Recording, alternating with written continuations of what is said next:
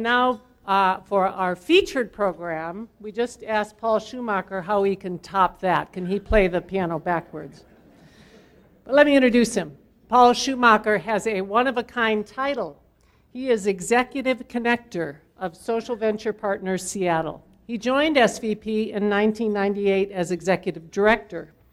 Paul is out to change the world, and if you are too, he's there to connect you to the people and the organizations who are on fire with the same intent. Social Venture Partners actually began in Seattle in 1997. Paul Brainerd of Aldous Corporation had that brainstorm, and he was joined by Scott Oakey, Maggie and Doug Walker, Ida Cole, Bill Newcomb, names we all know as philanthropic leaders. They founded an organization that today has 420 local partners, has contributed in excess of $10 million to social needs in our community, and contributed 75,000 hours of consulting time. But there's more. Today, there are 20 affiliates of Social Venture Partners worldwide, and Paul is the founding president of Social Venture Partners International and sits on its board. He's an alum of Microsoft. He serves on Microsoft's Alumni Foundation. In both 2011 and 2012, Paul was named one of the top 50 most influential people in nonprofits by the Nonprofit Times. He was a group manager for worldwide operations at Microsoft before beginning in this career. He and his wife have 3 sons. Paul is an avid sports fan, particularly around his son's game and in refereeing basketball games, I think, at the high school level. Paul asks if we want to change the world, and if we do, he will tell us the one question we have to be sure to ask ourselves. So Paul, please come to our podium.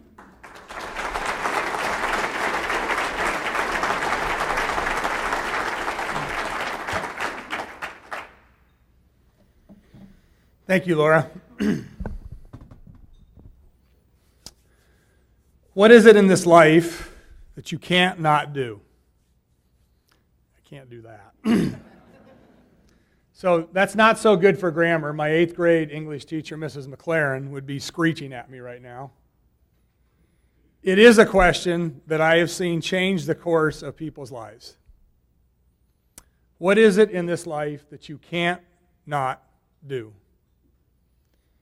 And I hope, like heck, Pete Carroll's answer to that question this week is win the frickin' Super Bowl. So there is a real kinship between Rotary and Social Venture Partners. You could lay our mission side by side, and you would know that we're kindred spirits. Rotary has shown the way you've really tilled the soil in which SVPs are growing up all around the world. Thank you sincerely. The first time I spoke at Rotary was in 1999 about a new job with Social Venture Partners.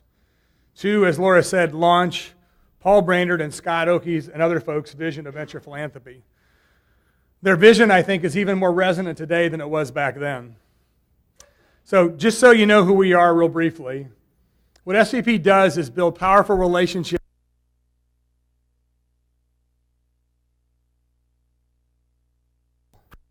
So we build the philanthropic potential of people and making.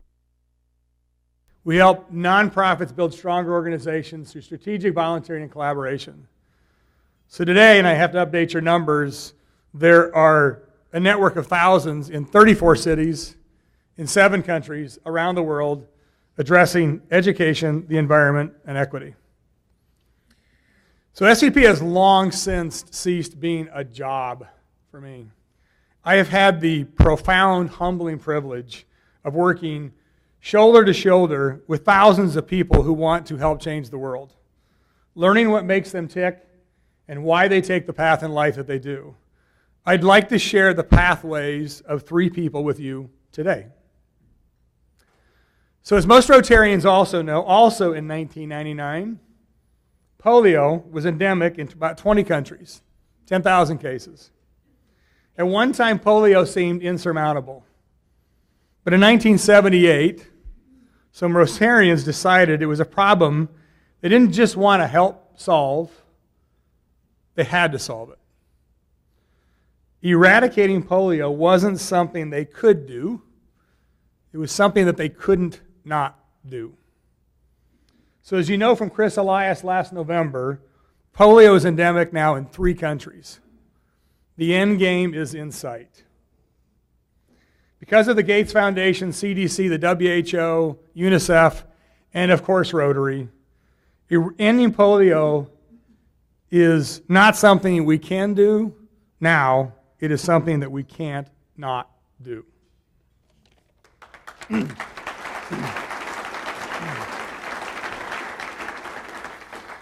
So I'd like to share 3 can't not do stories that embody what I've learned in 15 years.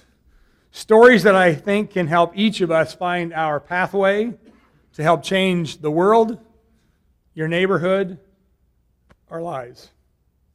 And I know full well how deeply Rotary believes in service. I am preaching to the choir. You are a captive audience today for the one question I'd like to pose. What is it in your life that you can't not do? Carrie McClanahan is an SVP partner in Portland. She's the founder of her own consulting firm. She's got a little girl, not lots of extra spare time.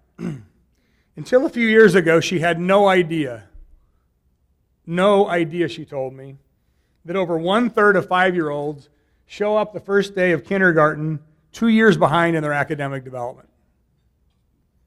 Carrie learned that in one evening. And in her words, her consciousness was changed that night. If you start way behind the first day of school, it's not insurmountable. But it's sort of like running a marathon and you give your fellow classmates a 10-mile head start. So what Carrie confronted was a reality she did not know existed. She told me it was an injustice and that she'd never felt that kind of passion before. So sometimes this stuff builds over many years. Sometimes an epiphany happens one night. I'll never forget 2 things that she told me. In her spare time, she's part of Portland's Ready for Kindergarten initiative. And I asked if she believes that they can meet the goal of all kids having an equal chance to learn the first day of kindergarten. She said it's impossible. And I won't stop until we reach that goal. So sometimes it's not as much about succeeding today as it is committing to the struggle for the future. So consider the world today if Rotary had let impossible stop them 36 years ago. And when I asked Carrie if she would stick with it for the long term, she said, I couldn't imagine not. Could not imagine not. Her words. One more thing about Carrie. Her fundamental optimism about tackling such a wicked problem. You don't have to be optimistic about, you don't have to believe you can't not do everything. In fact, you only have to believe you can't not do one thing in life.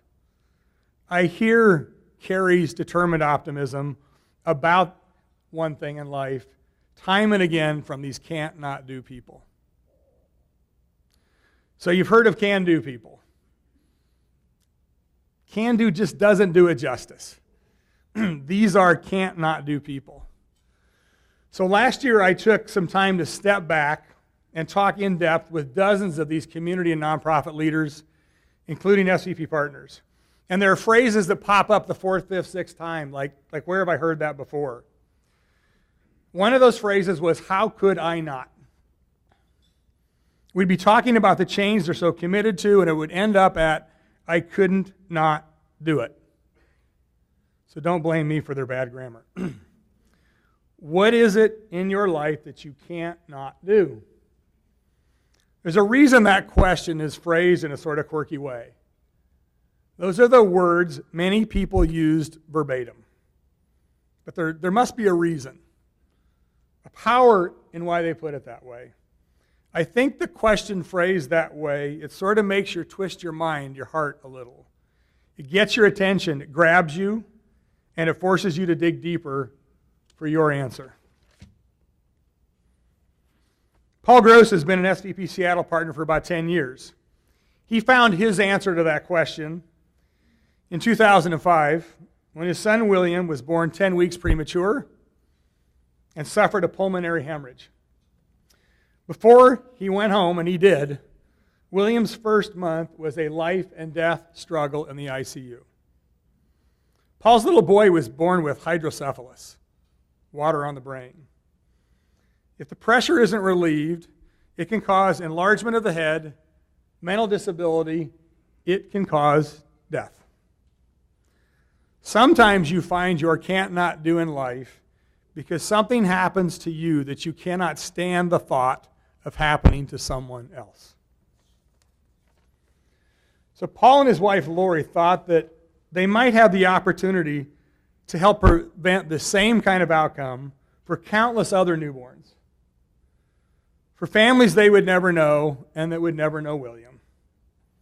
So if you had that opportunity, how could you not? They were despondent at what they first learned. The shunt used to relieve pressure was created in 1952. Many of the outcomes were still dismal.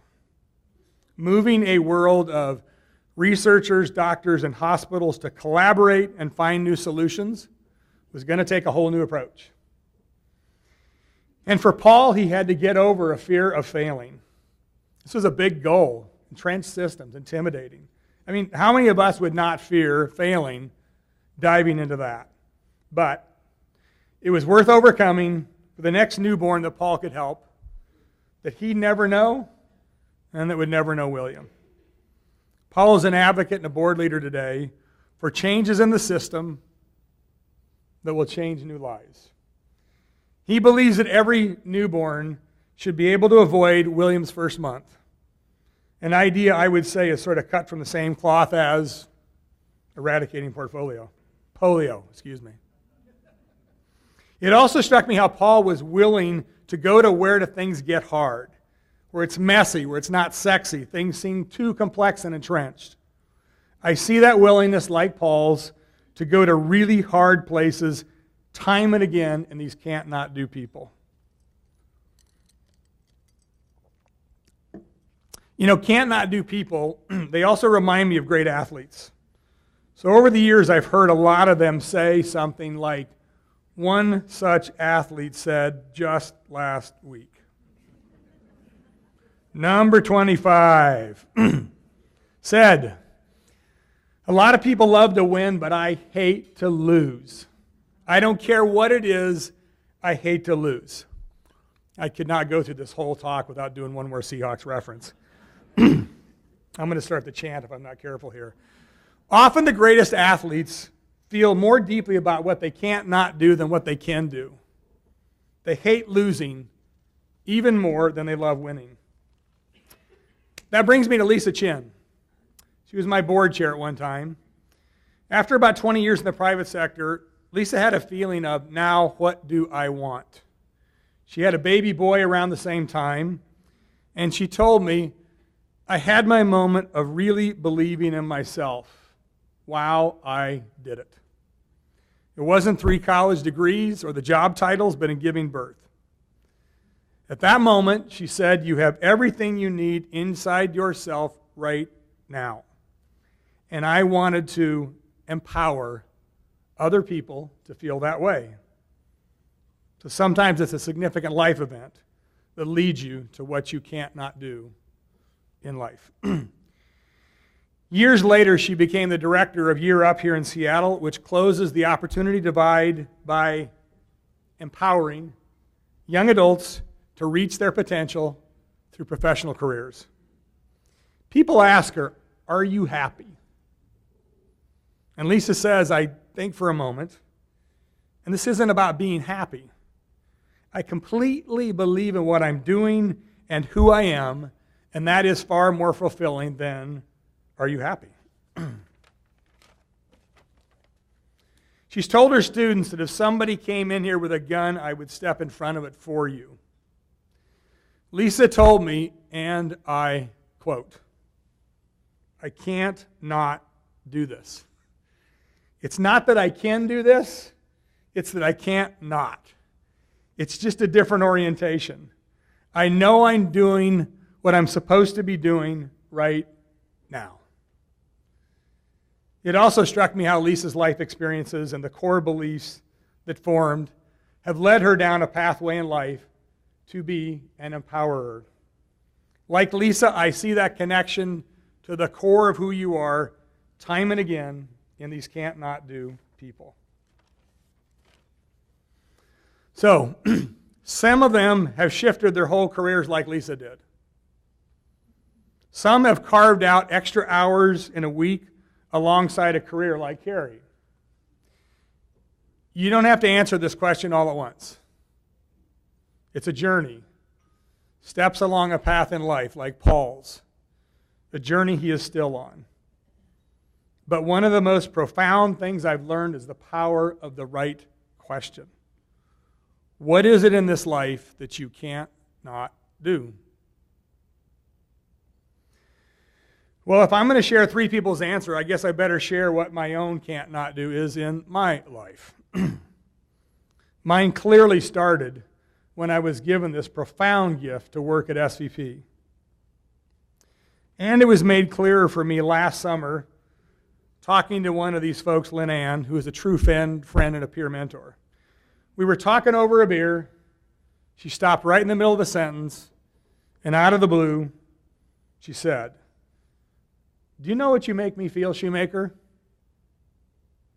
You make me feel like I matter. You make me feel like I matter."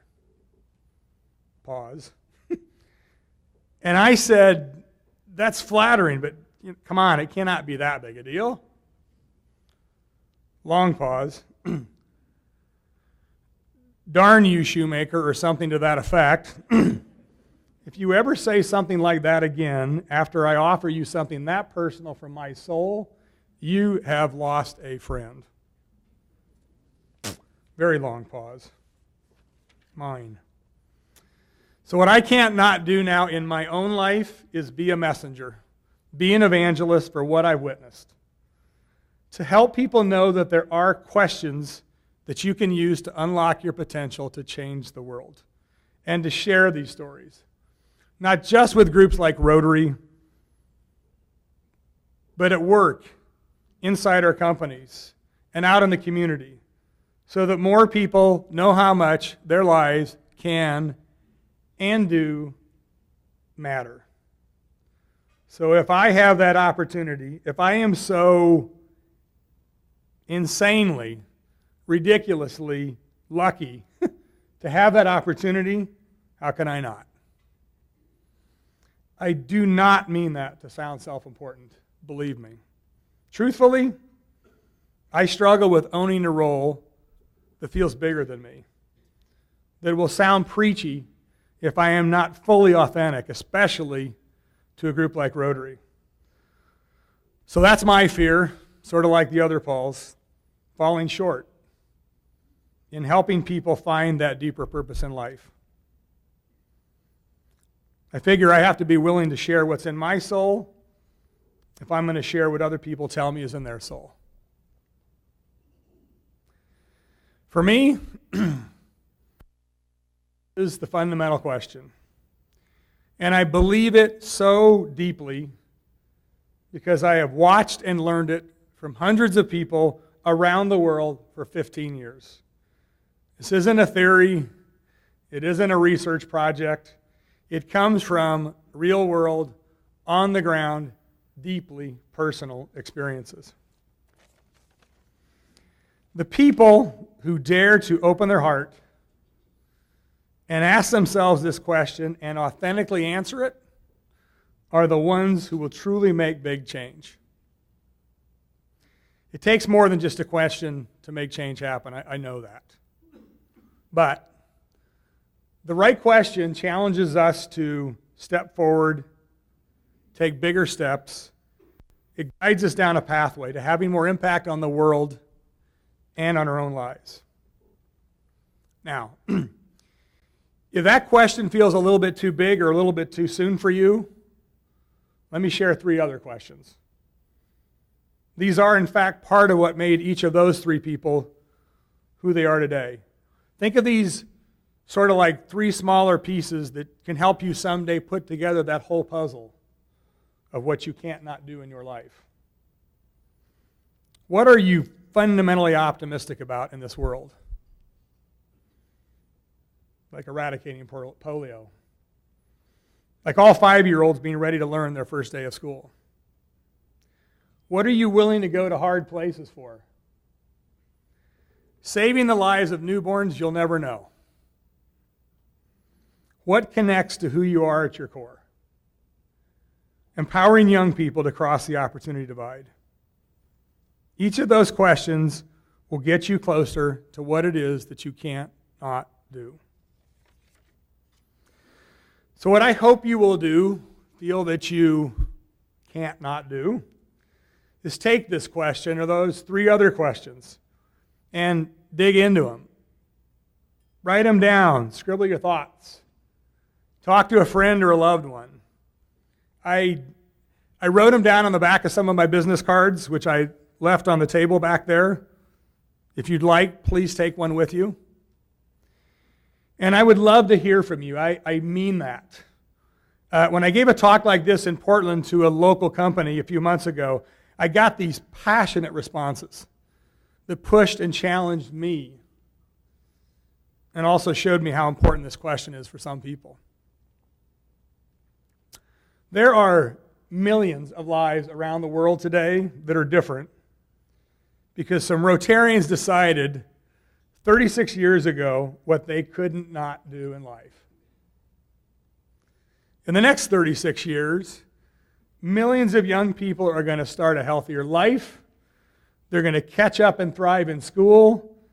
They're going to be empowered leaders for the future because people like Kelly and Paul and Lisa and some of the people in this room are owning what they can't not do in their lives.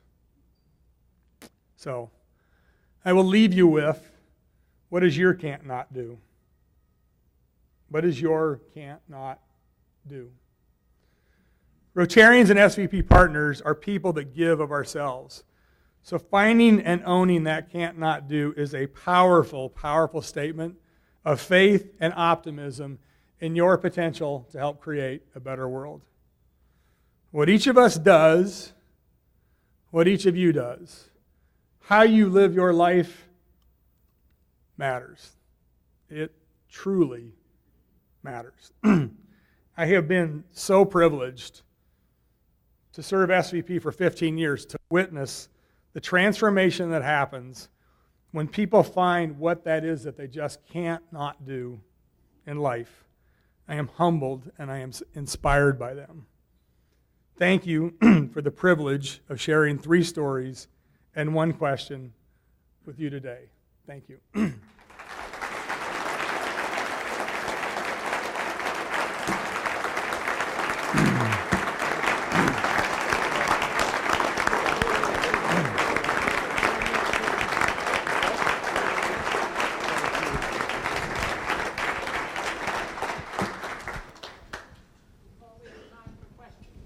Go for it.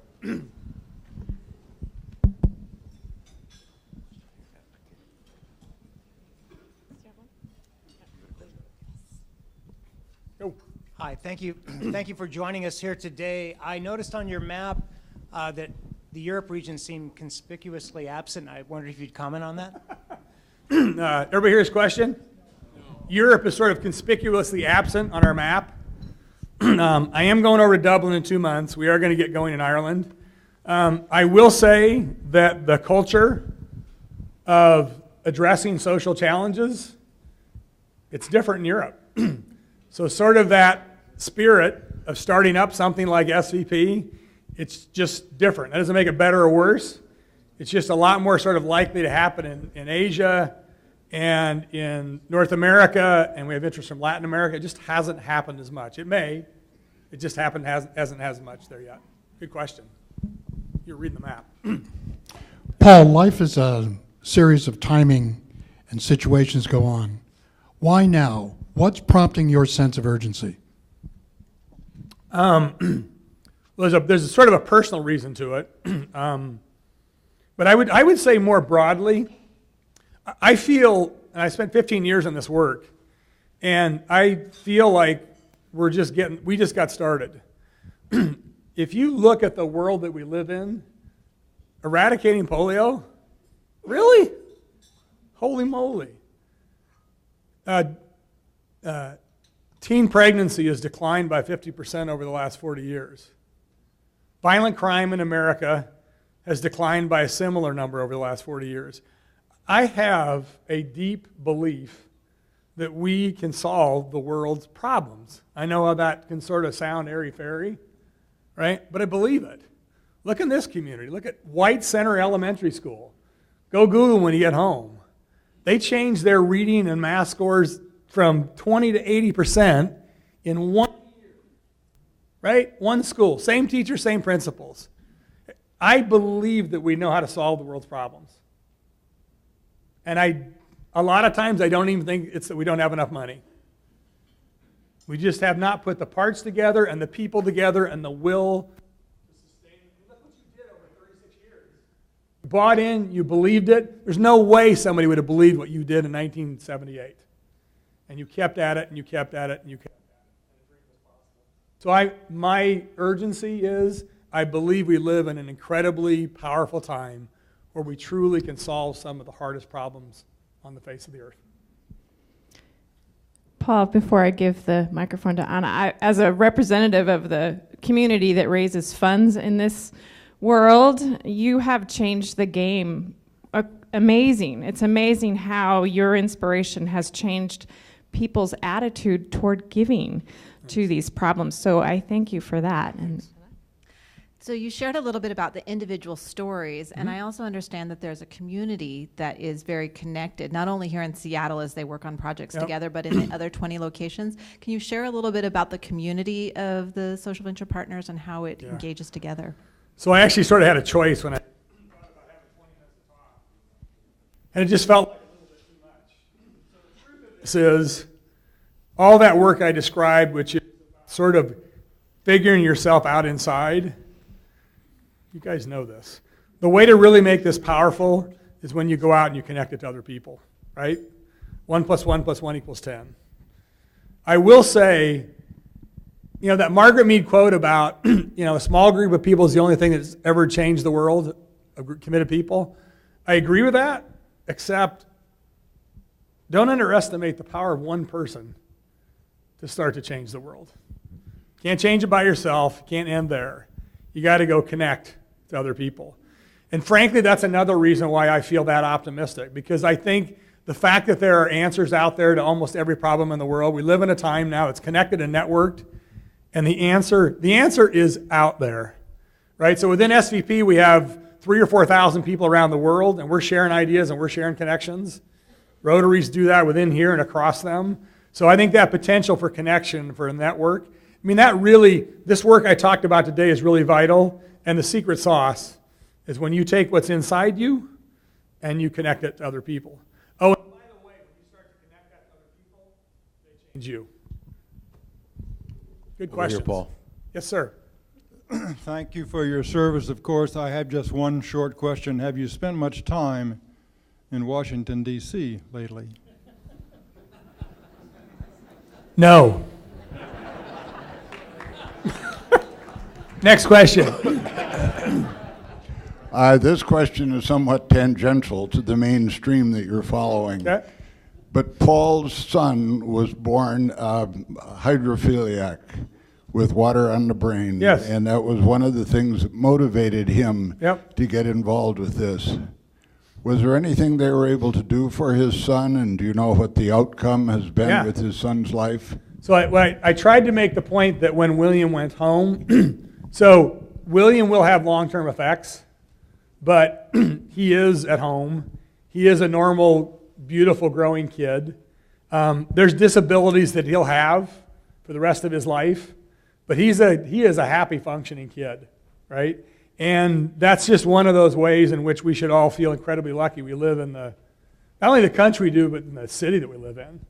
I'm not sure which ICU it was, but I got a good guess. It was probably Children's Hospital. I mean, the incredible care that they could get. So, that kid is doing good for having that kind of start and having not only spending a month in ICU, but doing 2 brain surgeries before you're 1 month old. He's a fighter. Good question. Anything else? We good? We got one back there. Okay.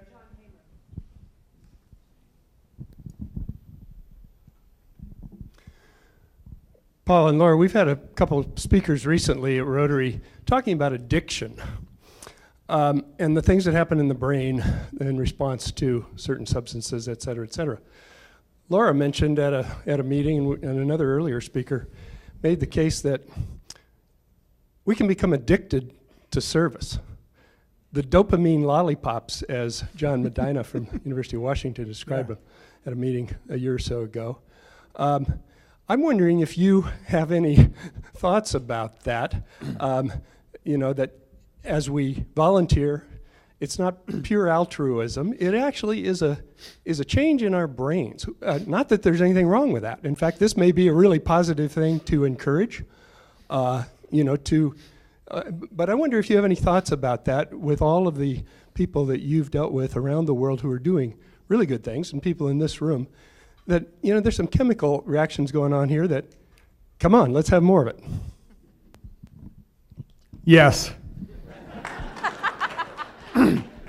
I'll add something real quick. There's no doubt that when you give, it changes you. One other thing that's really fascinating about this work that I do is some people show up the first day of a membership at SVP. If I guessed where they would end up, I would be wrong as often as I'm right. So what that tells me is that within a lot of people, there is this potential, sometimes very late, right? They just need the invitation to serve, to volunteer, right? And then some of these people will just take off to the moon. I don't know the brain chemistry. I know the heart chemistry, right? And it does change people. Thank you. Go Hawks!